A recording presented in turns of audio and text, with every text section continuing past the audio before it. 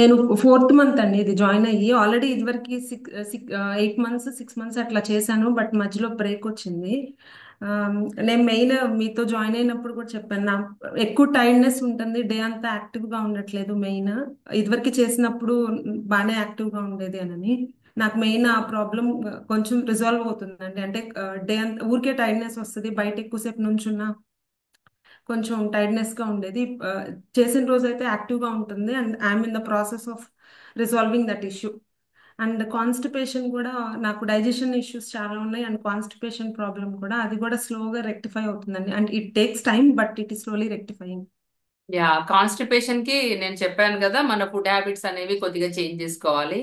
And రోజు కొంచెం fibre food మనకు తగిలేలాగా చూసుకోవాలి. స్పెషల్లీ ఫ్రూట్స్, ఏదో ఒక ఫ్రూట్స్ కంపల్సరీ యాడప్ చేసుకోండి. ఏ పూట అయినా పర్వాలేదు. మీరు మార్నింగ్ తింటారా, ఈవినింగ్ తింటారా పర్లేదు, ఒక పూట ఫ్రూట్స్ ఎక్కువ తినేలాగా చూసుకోండి. 3 మీల్స్ లో ఒక మీల్ ఫ్రూట్స్ తోని నట్స్ తోని ఫినిష్ చేసినా ప్రాబ్లం లేదు. ఓకే.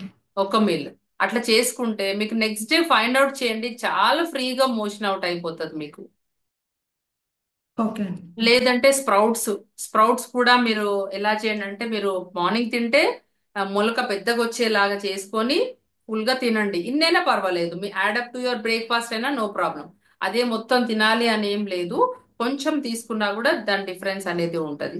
లేదు ఈవినింగ్ తీసుకుంటే మాత్రం కొంచెం ఒక 1 విజిల్ ఆ 2 విజిల్స్ పెట్టేసి బాయిల్ చేసుకొని దాంట్లో అన్ని ఆ, కూరగాయలన్నీ, మన క్యారెట్, మళ్ళీ ఇంకా కీరా, ఇట్లాంటివి మనకి ఏవి అవైలబుల్ ఉంటే ఆ టైంకి అవన్నీ గ్రేట్ చేసుకొని ఒక సలాడ్ లాగా చేసుకొని తినేసేయండి. అది మీకు టమ్మీ కూడా ఫుల్ గా ఉంటది, మీకు ప్రోటీన్ కూడా వస్తుంది, మంచిగా ఉంటది అంతా కూడా. అట్లా ట్రై ఓకే. చేయండి. యా.